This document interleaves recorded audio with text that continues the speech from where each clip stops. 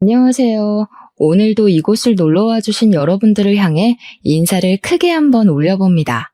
즐겁고 속이 시원해지는 사연을 찾고 계신 여러분들을 위해 제가 평소에는 풀어내지 않고 속으로만 쌓아두고 있었던 저희 시댁 이야기를 살포시 꺼내보려고 합니다. 저도 한 성격 하는 덕에 당하고만 살지는 않았지만 그럼에도 불구하고 독불장군처럼 나오시는 시댁 어르신들 때문에 속이 상했던 적이 한두 번이 아니었거든요. 아무리 남편이 제 편을 들어준다고 해도 어른이 말씀하시는데 토를 단다고 툭 뱉어버리시면 저희는 합주기가 될 수밖에 없지 않겠습니까? 하지만 원래 마무리는 묵직한 한 방으로 끝내는 거라 했습니다. 제가 어떤 방법으로 저를 되찾게 되었는지 여러분들께 그 숨겨진 이야기를 들려드리겠습니다. 지금부터 어떻게 보면 경악스럽고 어떻게 보면 속이 시원한 이야기를 시작해 보도록 하겠습니다. 끝까지 함께 해주실 거죠? 저는 나름 부잣집에서 태어나 엄청난 사랑을 받으면서 무럭무럭 자랐고 당연히 고생이라는 것을 단 한 번도 하지 않고 살아왔습니다.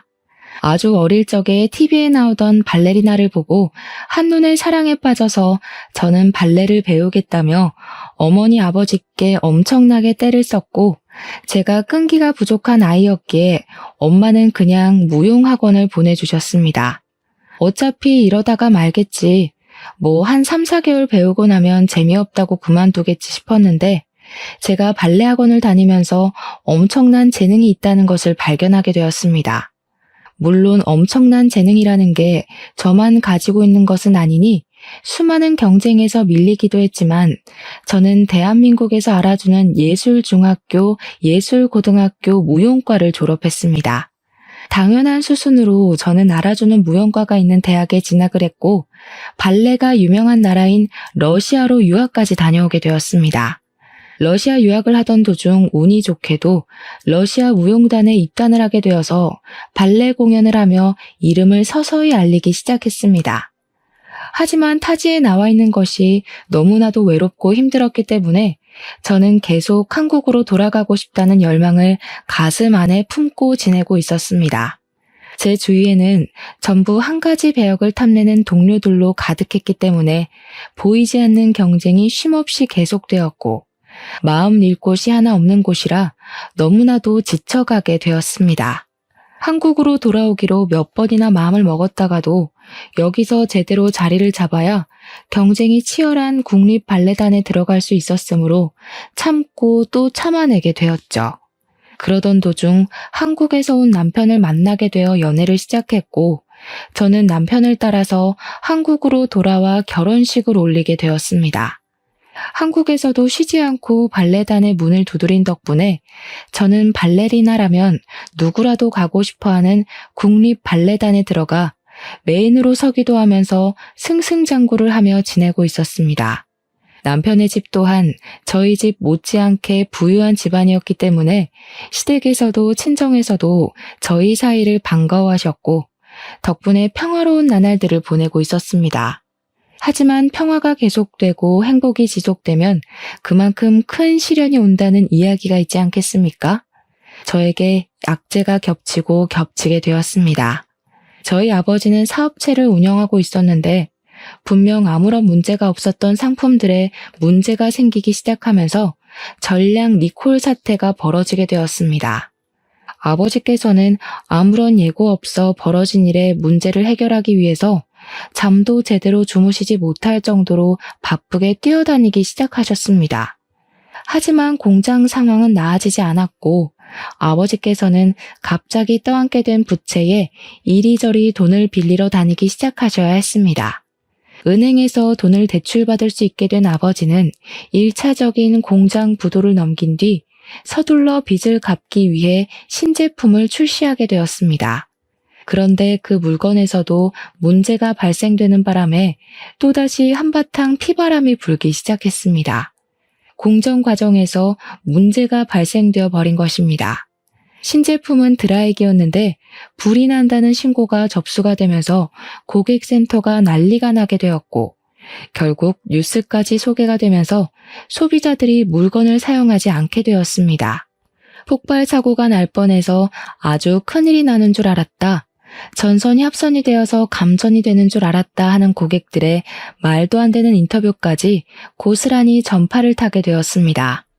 물론 불꽃이 일어나서 드라이기 작동이 멈춘 일은 있었지만 폭발이라든지 합선에 대한 일은 신고 접수된 부분이 없었습니다.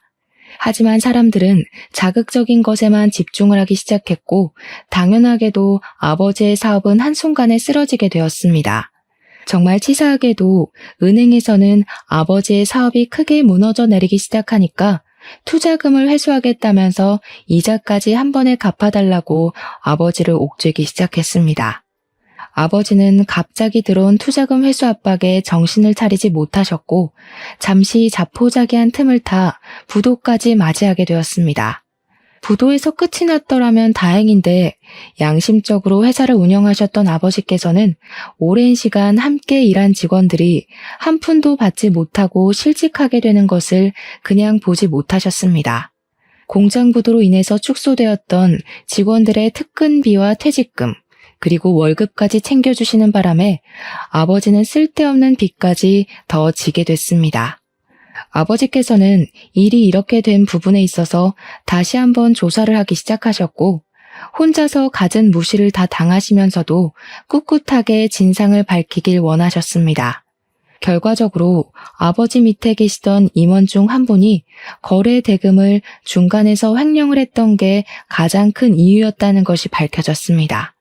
공장을 계약하는 과정에서 뒷돈을 챙겼으며 단가보다 훨씬 저렴하게 물건을 뽑아내야 했기에 하자가 있었다는 것을 알게 되었습니다.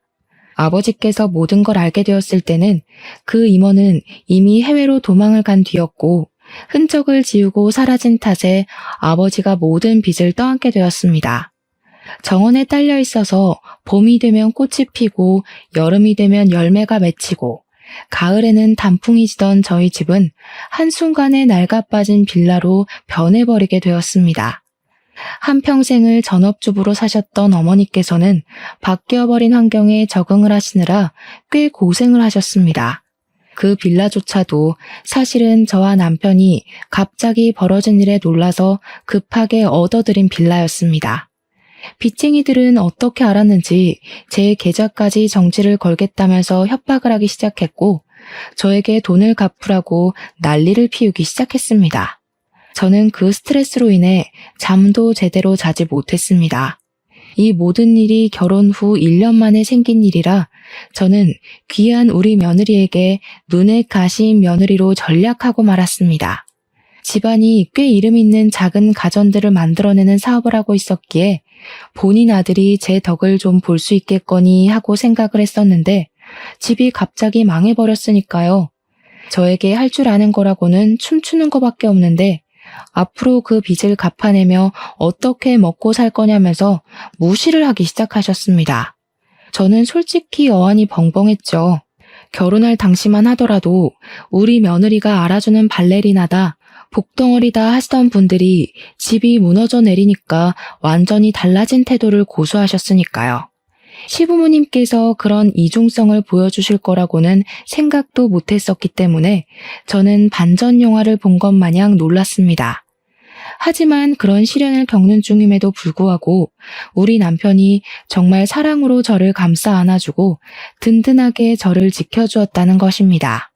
제가 스트레스로 잠을 이루지 못할 때마다 옆에서 뜬 눈으로 이야기를 나눠주며 제가 겪은 아픔을, 힘듦을 보듬어 주려고 노력해 주었기에 저는 남편을 의지하며 버텨낼 수 있었습니다.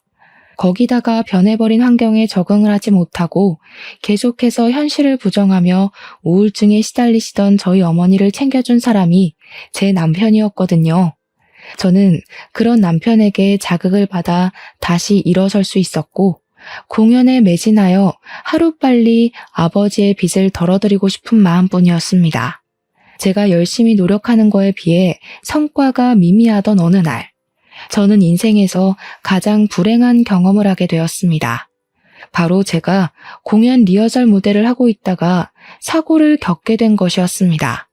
계속된 빚 압박에 불면증을 겪게 되면서 며칠 내내 잠을 제대로 자지 못해 수면 부족으로 컨디션이 무척이나 저조한 상태였습니다. 전날 밤에도 역시 잠을 1시간도 채 자지 못해서 남편이 이번 공연에서는 사정을 이야기하고 다른 사람과 역할을 바꾸는 것이 어떠냐고 조언을 했지만 저는 욕심을 부렸었습니다.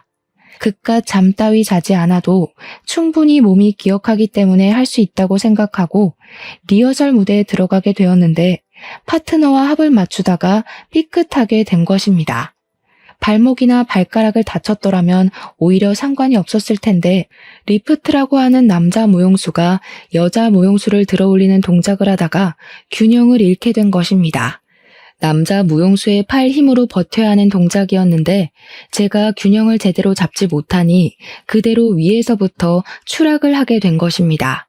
하필이면 바닥에 안전매트 없이 리허설을 하고 있었고 제가 떨어지는 과정에서 몸을 비트는 바람에 꼬리뼈와 허리로 무대 장치의 충격을 고스란히 흡수하게 된 것입니다. 너무나도 갑작스럽게 일어난 큰 사고에 현장에 있던 관계자들은 물론이고 저까지도 너무 얼이 빠져버렸습니다. 안전장치만 있었어도 이렇게 크게 다칠 일은 아니었는데 본 공연처럼 이루어지는 리허설이었기 때문에 저는 그대로 일어나지 못하고 들것에 실려 대학병원으로 이송되었습니다. 긴급 수술이 필요하다는 의사의 말에 공연은 당연히 다른 배우가 서게 되었고 저는 허리와 꼬리뼈를 재건하는 수술을 받게 되었습니다. 보통은 리프트 동작을 하다가 낙하 사고를 당해도 그 정도까지 다치지는 않는데 제가 스트레스로 인해 살이 너무나도 빠져있는 상태였었죠. 누워있는 상태로 허리를 비틀며 떨어진 탓에 꼬리뼈 부분이 정통으로 충격을 받게 된 것입니다. 허리는 살짝 금이 간 정도였지만 꼬리뼈가 좋지 못한 상태로 부러진 탓에 저는 수술 후에도 재수술이 필요하다는 소견을 받게 되었고 재활치료도 받아야 한다고 했습니다. 그래도 무용하는 데는 문제가 없겠지 하며 혼자 긍정적으로 생각을 했지만 재활치료도 1년 이상 걸린다는 말에 점점 불안한 마음을 가지게 되었습니다. 2차례의 수술 끝에 3개월이 지나고 나서 첫 재활훈련에 들어가게 되었는데 그때까지도 저는 제대로 걷질 못해서 휠체어를 타고 이동을 해야 했습니다. 당연히 제 모습을 보고 부모님께서는 하염없이 눈물만 흘리셨죠. 그 오랜 시간 무용을 하면서 이렇게까지 다쳤던 적이 단 한 번도 없었으니까요. 반면 시댁에서는 난리가 나도 그렇게 난리가 날 수 없었습니다. 이대로 못 걷는 건 아니냐, 무용도 더 이상 못하는 것 아니냐고요. 거기다가 가진 게 하나도 없는 인간인데 몸뚱어리까지 병신되면 우리 아들이 수발을 들어야 하는 거 아니냐, 그 꼴 못 본다고 상처를 주셨습니다. 마지막으로 병문안을 오신 것도 제가 2차 수술을 마친 직후였는데 제가 눈을 뜨자마자 혀를 끌끌 차면서 마음에 드는 게 하나도 없다고 하시고는 가버리셨습니다. 시댁에서는 남편을 붙잡고 진지하게 이혼을 하라고, 저러다가 진짜로 못 걷게 되면 어떻게 하려고 하냐며 닥달을 하셨다고 하더라고요. 하지만 남편은 그런 시부모님에게 정색을 하고는 어떻게 아픈 사람을 두고 이혼하라는 말을 할 수 있냐면서 화를 냈다고 했습니다. 평생의 반려자로 생각하는 사람이 아프면 그럴수록 자기가 더 힘이 되어 주어야 하는 것 아니냐고요. 제가 설사 무용을 2번 다시 하지 못한다고 해도 우리 부부가 먹고 사는 데엔 아무 문제도 없다면서 시부모에게 2번 다시 그런 말을 꺼내지 말라고 했습니다. 돈이 많으면 베풀면서 살아야 하는 게 세상에 순리고 우리 와이프 재활하는 데 도움을 줄 생각을 해야지. 2분 다 너무하신 거 아닙니까? 어떻게 사람이 한순간에 무너지자마자 이혼을 하라는 이야기를 아무렇지도 않게 하실 수가 있어요. 반대로 제가 지금 우리 와이프와 같은 상황이라면 부모님께서는 그런 수모를 겪고도 2다리 뻗고 주무실 수 있을 것 같습니까? 시부모는 그 말에 아무런 대답도 못 하셨다고 해요. 물론 우리 남편이 아깝긴 아깝죠. 남편은 제약회사 신약개발연구실에서 일을 하는 사람이었는데 능력이 참으로 출중한 사람이었습니다. 저랑 러시아에서 만나게 되었을 시점에도 러시아에 있는 제약회사 연구실에 1년간 파견 근무를 왔다가 우연히 저를 만나게 되어 연애를 시작한 것이었습니다. 우리 남편은 연봉도 꽤 높은 사람이었고 사실 제가 일을 하지 못한다고 해서 먹고 사는 것에 큰 지장이 생길 만한 상황 자체는 아니었습니다. 하지만 제가 남편에게 우리 부모님의 빚을 같이 갚아달라고 할 마음은 전혀 없었기 때문에 어떻게 해서든 제 힘으로 헤쳐나가고자 아등바등했던 것입니다. 제 월급의 전부를 저희 친정에다가 드리고 있었기 때문에 제가 일을 하지 못한다면 친정 부모님께서 많이 힘들어하실 것 같았거든요. 시댁에서는 제가 월급을 전부 친정에 가져다 준다는 것을 모르고 있었지만 어느 정도는 보내고 있다고 예상은 하셨을 겁니다. 그러니 남편이 혼자 돈을 벌게 되면 남편의 돈이 저희 집으로 흘러간다고 생각을 하셨을 테고요. 귀하게 공부만 시켜서 능력을 인정받고 있는 아들이 망해버린 처가 때문에 짐을 짊어져야 한다고 생각하실 테니 제가 당연히 눈엣 가시로 보였겠죠. 저는 재활에 악착같이 힘을 쓰면서 남들보다 2배, 3배로 더 열심히 훈련을 하기 시작했습니다. 하지만 걸을 때 느껴지는 통증이 너무나도 심했고 의사 선생님 또한 저에게 꾸준히 재활을 하다 보면 통증이 어느 순간 무뎌지는 날이 오게 하겠지만 영구적으로 사라질 통증은 아니라고 하셨어요. 그리고 앞으로 무용으로 활동은 하지 못할 것이라고 쐐기를 박아버리시더라고요. 저는 의사 선생님의 단호한 말이 믿어지지가 않아서 왜 앞으로 무용 활동을 할 수 없느냐고 다시 한번 물어보았습니다. 이미 나이가 있으셔서 몸이 많이 굳었을 테고 재활하는 동안 무리한 스트레칭을 하시면 조직이 손상될 수 있기 때문에 절대로 하셔서는 안 됩니다. 스트레칭을 전혀 하지 못하는 상태로 재활을 마치게 된다면 당연히 제 몸은 빳빳하게 굳어버릴 테죠. 저는 이 사고로 인해서 더 이상 무용을 하지 못한다는 사망 선고를 받게 된 것이나 마찬가지였습니다. 동작을 하는데 무리가 가지 않을 정도의 수준이 온다 하더라도 그것은 일부 동작이나 연습 정도의 수준이지 무대에 올라갈 만큼의 실력을 다시 되찾긴 어려울 것이라는 뜻이었습니다. 하루라도 연습을 하지 않으면 몸이 적응을 못하고 굳어지는 게 느껴지는데 1년을 넘는 시간 동안 연습은커녕 스트레칭도 할 수 없다고 하니까요. 저는 의사 선생님 앞에서 눈물을 펑펑 쏟아냈지만 현실적으로 불가능한 일이라는데 제가 받아들여야지 어떻게 하겠습니까?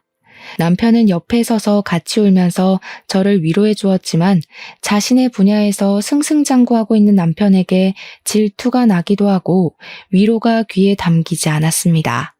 거기다가 우리 남편이 저에게 프로포즈할 때 제가 점프를 뛸 때마다 나비 한 마리를 보는 기분이라고 너무 멋있다고 하면서 프로포즈를 했었거든요. 이제 더 이상 나비처럼 뛸 수 없는 몸이 되었으니 남편의 마음이 변하진 않을까 생각하게 되면서 점점 불안증은 커지기 시작했습니다. 제가 불안해한다는 걸 남편도 느낀 것인지 그 뒤로 매일같이 저에게 어떤 모습을 하고 있던 저를 사랑할 거라고 믿음을 주었습니다. 제가 지쳐서 포기를 하고 싶다고 할 때에도 역시 저는 할 수 있는 사람이라고 용기를 주었고요. 저는 불안했던 마음이 점차 열리고 옅어지면서 남편의 말을 완벽하게 신뢰하게 되었고 결과적으로 저희 두 사람의 사이는 돈독해지게 되었습니다. 저는 1년 2개월이라는 시간을 오로지 재활에만 쏟아부었어요. 33살의 나이에 다시 무용이 하고 싶다는 열망을 감추지 못하고 오디션을 보러 가게 되었습니다. 사고 이후 처음으로 보는 오디션이었기에 가슴이 너무 떨려서 잠도 제대로 자지 못했고 그런 저를 남편이 옆에서 지켜보겠다고 응원을 해주었습니다. 오디션장에서 음악에 맞춰 동작을 하는데 살아 숨쉬는 느낌이 들었지만 제 몸이 제 마음처럼 따라주지 않는다는 것 또한 느끼게 되었습니다. 당연히 떨어지겠구나 하는 생각을 하면서도 오기가 생겨서 한 곡을 모두 마치게 되었지만 결과는 역시 예상한 대로 탈락이었습니다. 30대 중반으로 가고 있는 저와 20대 초중반의 젊은 친구들의 차이가 어마어마했고요. 제 실력 자체가 예전과 비교했을 때 정말 형편없는 수준이었거든요. 저는 오디션을 보고 왔다는 것 자체로도 동기부여가 되어서 세상을 향해 한 발짝 내딛는 것 같은 기분이 들었습니다. 하지만 시댁에서는 저에게 허튼 짓을 하지 말라고 지금이라도 공부를 해서 공무원이라도 해보라고 압박을 주기 시작했습니다. 공무원이라는 게 말처럼 쉽게 할 수 있는 일이 아니지 않겠습니까? 애들 장난을 하는 것도 아니고 말만 뱉으면 다 되는 건 아니지 않습니까? 당연히 저는 시댁에 거절의 의사를 밝혔는데 시모가 저에게 큰 소리를 치시더라고요. 그러면 그거마저 하지 않으면 평생 우리 아들한테 기생해서 살 거야? 제가 무슨 벌레인가요, 어머님? 기생이라뇨. 제가 다치고 싶어서 다친 것도 아닌데 그때부터 지금까지 정말 너무하시네요. 말이라도 수고했다고 못해주세요. 저도 재활치료하느라 힘들었어요. 이대로 걷지도 못하게 될까봐 불안해서 잠도 못 잤다고요. 아유, 드세다 드세. 어디 시어머니한테 말 대답을 하니? 너 우리 아들한테도 그렇게 이야기하고 쥐잡듯이 잡는 건 아니지? 시모는 그냥 모든 것이 마음에 안 든다는 식으로 말씀을 하셨고 저는 그런 시모를 무시하기 시작했습니다. 어차피 남편 앞에서는 한마디도 못하시는 분들이었기에 시모와 통화를 하든 시댁에 가든 저는 남편 옆에서 떨어지지 않았습니다. 그러니 시모도 저에게 잔소리를 하지 못했고 저에게 상처 주는 행동도 하지 못하셨습니다. 처음부터 이렇게 해야 했는데 제가 너무 뒤늦게 안 거죠. 사실 저희 남편에게는 형이 하나 여동생이 하나 있는데요. 아주버님은 정말 무뚝뚝하고 자기 일 이외에는 신경을 쓰지 않는 사람이라 가족들에게까지 관심을 두고 계시는 분들이 아니었습니다. 시부모님께서 저에게 잔소리를 하고 화를 내셔도 아주버님은 들리지도 않는 건지 세상 무심하게 자기 할 일만 하시는 분이었는데 신우는 차원이 다른 사람이었습니다. 얼마나 여우 같은 사람이었냐면 제가 발레리나로 인터뷰도 하고 주인공도 맡을 시절에는 콩고물을 얻어먹을 게 없나 싶어서 저에게 알랑방귀를 끼면서 들러붙었었거든요. 제 공연에 부르지도 않았는데 비싼 티켓 값을 내고 찾아와서는 꽃다발을 주겠다며 대기실에 들어와 괜찮은 사람 있나 없나 주변을 살피는 그런 사람이었습니다. 그러다가 마음에 드는 사람이라도 발견하면 동료 무용수들을 소개해달라고 하면서 아양은 다 떨고 저에게 친한 척을 다 했습니다. 그러다 제가 사고로 인해서 무용단은커녕 집에서 우울하게 지내고 있으니까 아무짝에도 쓸모가 없다며 시모와 함께 무시를 하기 시작하더군요. 언니, 근데 무용하다 보면 막 신체도 서로 부딪히고 딴 마음도 먹게 되고 그러지 않나? 그거 바람 아냐? 언니 솔직하게 말해봐. 같이 작품하다가 정본난 남자 무용수들도 있지? 결혼한 이후에도 있는 거 아니야? 어머머. 신우, 무식해 보이니까 어디 가서 그런 소리 절대 하지 마세요. 아셨죠? 신우 논리대로라면 세상 모든 무용수들은 죄다 가정 파탄이나 내는 사람이게요. 신체가 접촉하는 건 최소한의 부위인 거고 그것도 전부 무용 동작일 뿐인데 그런 아름다운 춤을 보고 불순한 생각만 하신 거예요? 신우는 문화생활을 즐기면 안 되겠다. 혹시 영화나 드라마 보고도 주인공들끼리 무조건 사귄다, 바람이다 생각하시는 건 아니죠? 그러면 너무 무식한 건데. 뭐요? 무식? 언니 지금 저한테 무식이라고 했어요? 그렇잖아요. 누가 일적으로 만난 사이끼리 그런 생각을 해요. 신우는 회사 다니면서 회사 과장님, 부장님이랑 회의하면 바람 피우는 것 같아요? 와, 그 정도면 진짜 망상증이다. 신우 제가 다니는 병원이 정신과가 유명하다고 하던데 같이 한번 가볼래요? 시모야 우더른이니까 저렇게 함부로 말을 할 수 있지만 신우는 저보다 어린데 굳이 제가 당하고 있을 필요가 없지 않겠습니까? 제가 워낙 말빨도 좋고 그동안 시모에게 당했던 일들을 언젠간 터뜨리려고 꾹꾹 눌러놓고 있었는데 신우가 먼저 와서 살살 긁어주니 저야 스트레스 풀고 좋은 기회였죠. 하지만 신우는 저에게 당한 것이 분했던 건지 저를 한 방 먹이고 싶어서 그러는 건지 쉬지 않고 시비를 걸어왔고 그때마다 저는 웃으면서 신우의 속을 뒤집어 놓았습니다. 언니는 정말 좋겠다. 이제 집에서 놀고 먹을 텐데 부러워서 어떡해? 난 능력을 인정받아서 승진을 했는데 그러니까 여유 시간이 하나도 없지 뭐야. 그냥 나도 시집이나 잘 가서 언니처럼 집에서 빨래하고 설거지하고 청소하면서 살면 너무너무 좋을 텐데. 그러니까요, 신우. 시집을 잘 가야 저처럼 집에서 집안일하며 여유도 부리고 할 텐데. 신우는 시집을 잘 갈 수 있으려나 모르겠어요. 능력 인정받았을 때 가치를 올려둬야 나중에 저처럼 편안하게 살죠. 신우는 지금부터 열심히 노력해야 되겠다. 진짜 얼마나 약을 잘 올리는지 화가 나는데 화를 내면 좀생이처럼 보이게 만드는 재주가 있더라고요. 그래서 저도 살살 약을 올리면서 신우 속을 긁었습니다. 정말 피는 못 속인다고 신우가 왜 시모 딸인지 절절하게 알게 되었거든요. 성격이 둘이 똑같은데 어디 가서 말 안 해도 모녀지간인 게 티가 나더라고요.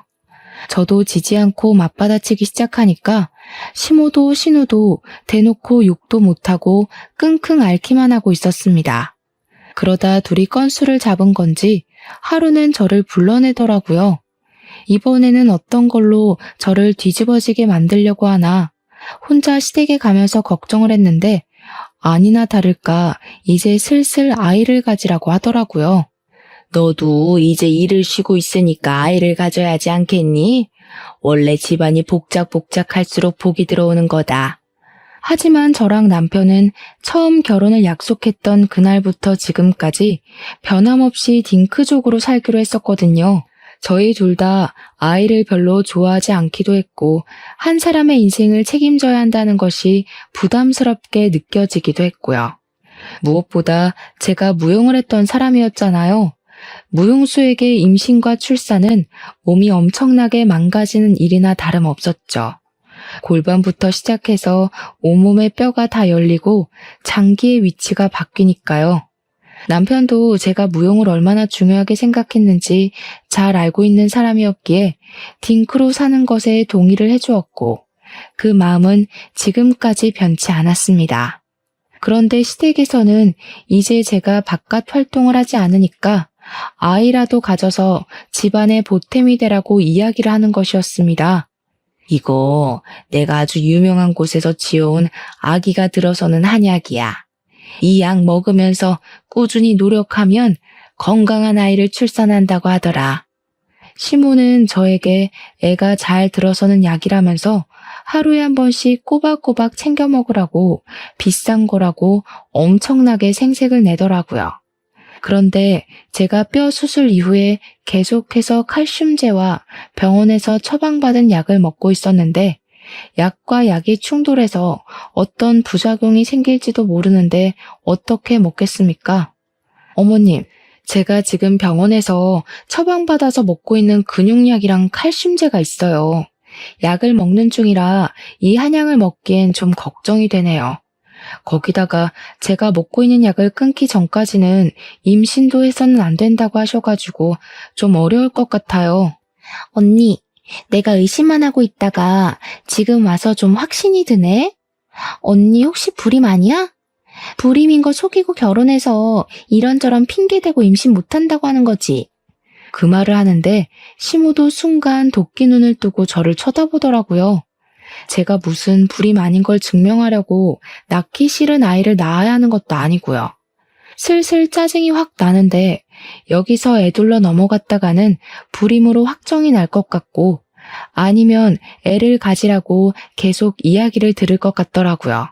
마음대로 생각하셔도 저는 상관없긴 한데 저희 부부끼리 상의하고 아이를 갖지 않기로 결정한 일이니 존중을 해주셨으면 좋겠습니다. 그리고 지금 제가 먹고 있는 약이 임신해서는 안 되고 임산부가 먹어도 안 되는 약이라는 건 병원에 가서 물어보셔도 맞다고 하실 거예요. 시모에겐 제가 한 말의 의미가 제대로 들리지 않았는지 불임에 꽂혀가지고 퇴근하는 남편을 불러다가 진짜 제가 불임이냐고 몇 번이나 물어봤다고 하더라고요. 하자 있는 여자랑 결혼한 거 아니냐고, 제가 불임이라서 어쩔 수 없이 아이를 가지지 못하는 건 아니냐고요.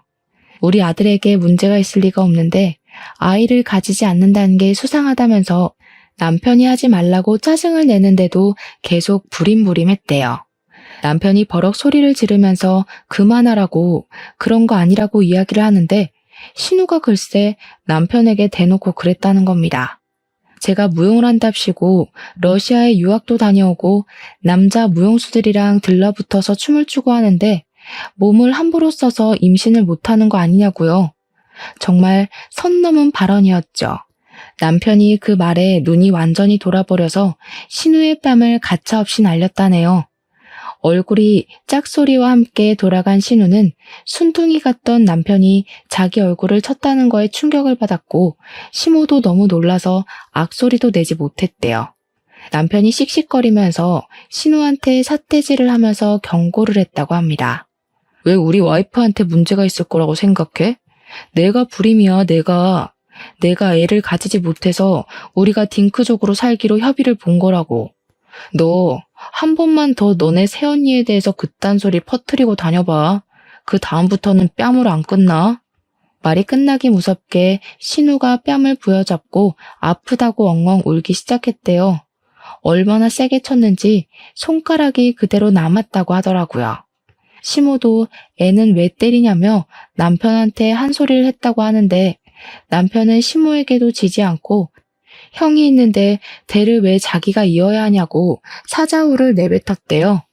남편은 저랑 둘이서 평생 행복하게 사는 게 꿈이라고 가족관계에 왈가왈부하지 말라면서 시모가 저에게 주려고 했던 한약을 다 버렸대요. 하나하나 포장된 약을 가위로 다 뜯어서 싱크대에 부어버리니까 시모가 그게 얼마짜리인 줄 알고 버리는 거냐고 악을 썼다네요. 남편은 얼마짜리인지가 뭐가 중요하냐, 맥을 짚어서 개인에게 맞춘 약도 아닌 걸 보면 공장에서 찍어낸 거나 다름없을 거라고 한 소리 하고요. 2번 다신 이런 거 보내지도 말라면서 다음에 또 이런 일이 있으면 그때는 집도 이사가고 번호도 바꿔버릴 거라고 도리어 협박을 한 거죠. 남편이 제가 없는 자리에서 한바탕 난리를 친 덕분에 시모도 신우도 한동안은 저에게 연락도 하지 않고 속도 뒤집어 놓지 않더라고요. 그날 집을 나오는 남편이 눈을 부라리면서 전화하지 마! 라고 외친 덕분이라며 저한테 잘했지 하는데 잘했다 해줬습니다. 근데 시댁에서 그 난장판을 피우는데 아주버님도 자리에 계셨다고 하더라고요. 자기 여동생이 뺨 맞고 시모가 바락바락 소리를 지르는데도 눈 하나 깜빡 안 하더래요. 남편이 집에 간다고 나오니까 그제야 잘 가라고 인사 한마디 한 게 끝이라는데 그 이야기를 듣고 아주버님도 진짜 대단하다 싶었죠 뭐. 그렇게 평화로운 시간을 보내던 도중에 저와 함께 같이 공연을 했던 무용 선배에게서 오랜만에 연락이 왔습니다. 제가 살고 있는 동네에 무용학원을 열게 되었는데 제가 일을 하지 않고 있다는 소식을 들었다면서 강사로 일을 해볼 생각 없냐고 물어보더라고요. 꾸준한 재활을 통해서 공연을 2-3시간 올리는 것은 무리가 있지만 웬만한 동작은 다 할 수 있었기에 냉큼 하겠다고 답장을 보냈습니다. 무용과는 더 이상 인연이 닿지 않을 거라 생각했는데 다시 할 수 있다고 생각을 하니 가슴이 무척이나 두근거렸습니다. 거기다가 부모님의 빚을 갚는 것에 도움을 드릴 수 있다고 생각하니 기뻤고요. 제가 다시 일을 시작했다는 소식이 시댁에도 들어간 건지 시모가 볼멘 소리로 우리 아들 밥은 누가 챙기냐 하는 소리를 듣긴 했어요. 물론 무시했습니다. 시모의 말 한마디 한마디에 반응을 해주면 오히려 더 발작하시며 달려드시더라고요. 수술해서 요양하는 동안 집에 붙어 있으면서 집안일을 좀 하는 것 같길래 한시름 털었더니 또 일을 하겠다고? 그거 얼마나 번다고. 우리 아들 밥 차려주는 게 더 중요하지. 우리 아들이 돈도 잘 버는데 굳이 일을 하겠다는 이유가 뭐야? 너 설마 사돈댁에 돈 갖다 바치니? 우리 아들이 벌어온 돈도 사돈댁 빚 갚는 데 쓰고 있는 건 아니지? 제가 그냥 한 귀로 듣고 한 귀로 흘리면서 네 아니요로만 일관을 하니까 시모가 엄청나게 답답했었나 봅니다. 고부간의 갈등은 저희 둘에게서 끝이 났어야 했는데 저희 부모님께 전화를 해서 시모가 엄청나게 답답했었나 봅니다. 고부간의 갈등은 저희 둘에게서 끝이 났어야 했는데 글쎄 저희 부모님께 전화를 해서 시모가 이 정신 나간 소리를 한 게 아니겠습니까? 사돈댁이 망한 것도 속상해 죽겠는데 우리 아들 돈으로 빚 갚는데 보태고 있냐고 말입니다. 저희 부모님께서도 그 말을 듣고 속상하셨는지 저에게 돈을 보내지 않아도 된다고 본인들이 스스로 갚을 테니 걱정 말라고 하시는데 제가 너무 열이 받아서 참지 못하겠더라고요. 남편에게 이야기를 하고 시댁에 찾아가서 뒤집어 엎었습니다. 지금 우리 부모님께 전화해서 뭐라고 하셨다고요? 우리 아들 돈으로 빚을 갚네 마네. 우리 집 빚 갚는데 남편 돈 한 푼도 들어간 거 없습니다. 제가 벌어서 제 돈으로 갚아드리겠다는데 어머님이 왜 참견하세요? 나중에 어머님도 폭삭 망하면 제 돈 쓸 생각 하나도 하지 마세요. 지금 어머님께서 먼저 선 넘으신 거니까 저도 절대로 가만히 있지 않겠습니다. 제가 와다다 큰 소리로 쏟아내니까 시모도 당황했는지 아무 말도 못 하시더라고요.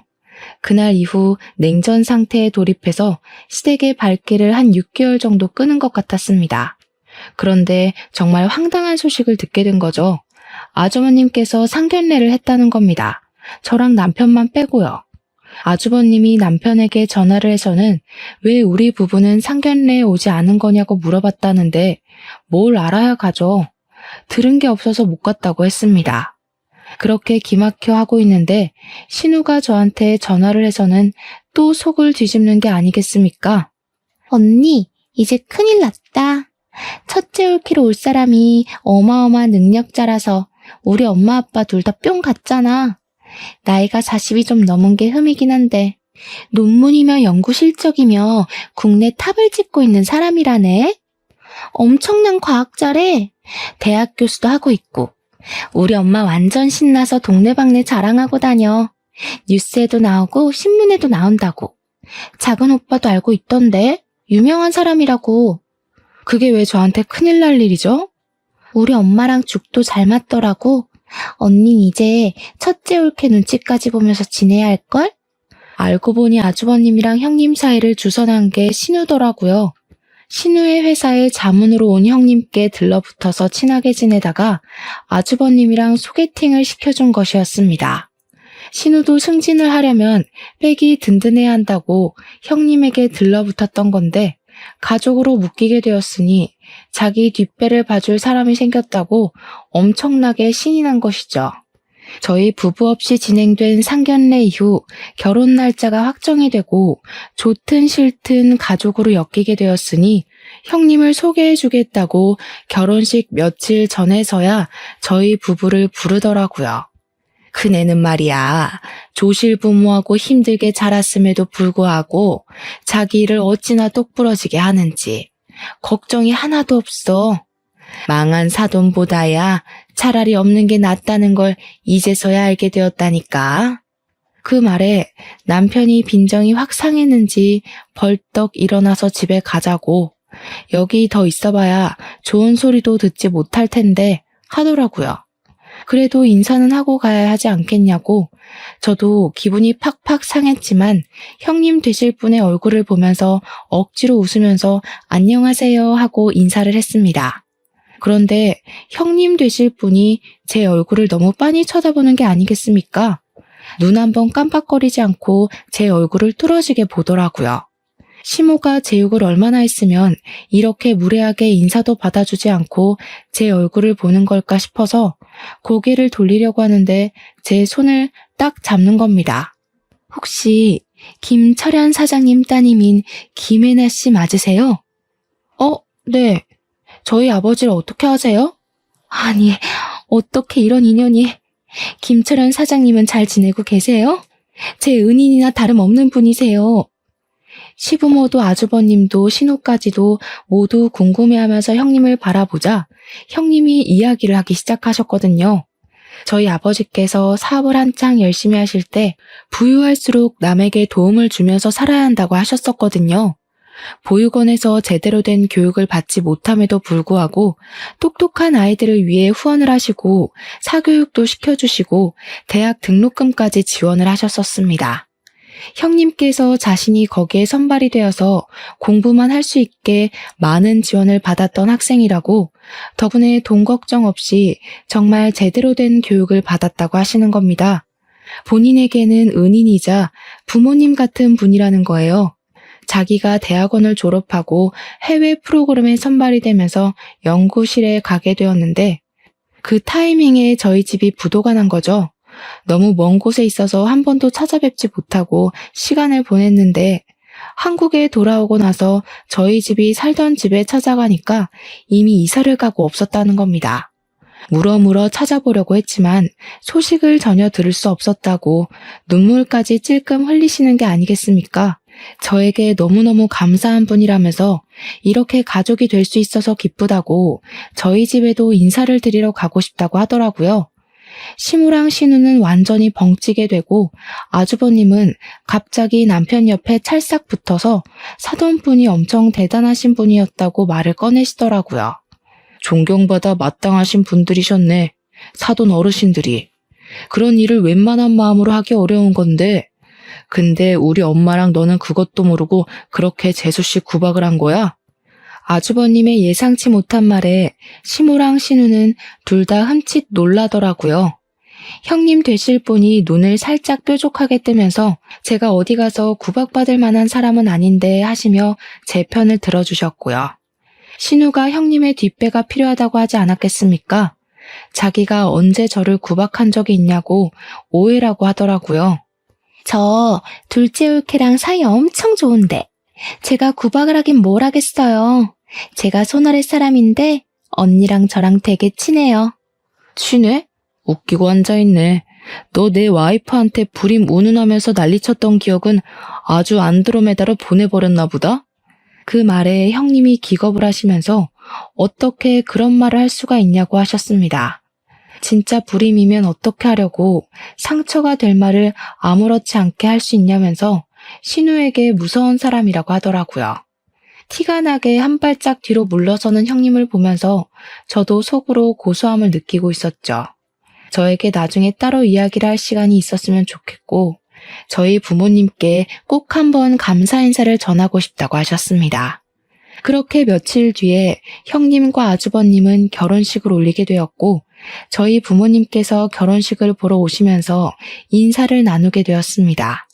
저희 부모님이 등장하자마자 형님 눈에 시부모님은 꽂아놓은 보릿자루가 되는데 얼마나 웃기던지 남편이랑 저랑 뒤에서 몰래 웃었죠.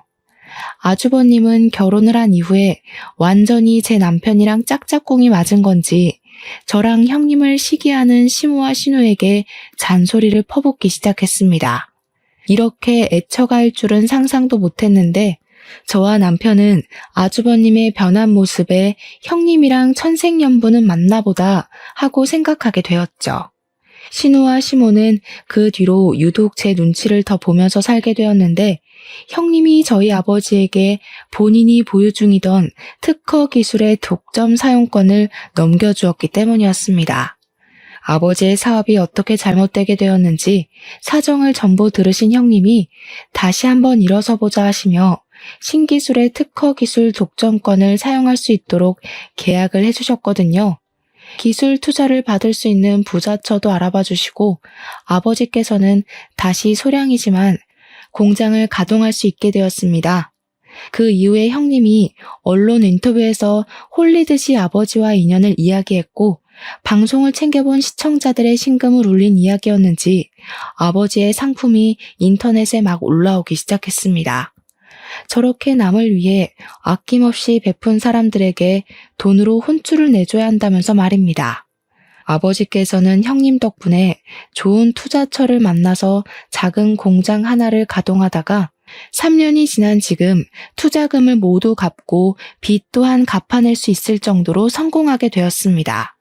덕분에 집안이 망했다고 저를 구박하던 시모도 더 이상 저를 구박할 수 없게 되었고 제 눈치만 보고 계시게 됐죠. 저랑 형님은 시댁에서 고개를 빳빳하게 들고 다니며 신우에게 가끔 면박을 주면서 그렇게 지내고 있습니다. 겹경사로 형님은 시험관 시술을 통해서 쌍둥이를 임신하게 되었는데 덕분에 저희에게 아이를 낳으라는 압박 또한 사라졌고요. 저희는 시댁에 다시 한번 딩크족으로 살겠다고 선언하고 아무런 간섭 없이 행복하게 살았답니다. 비온 뒤에 땅이 굳는 것처럼 단단하게 저와 남편 앞으로도 건강하게 살겠습니다.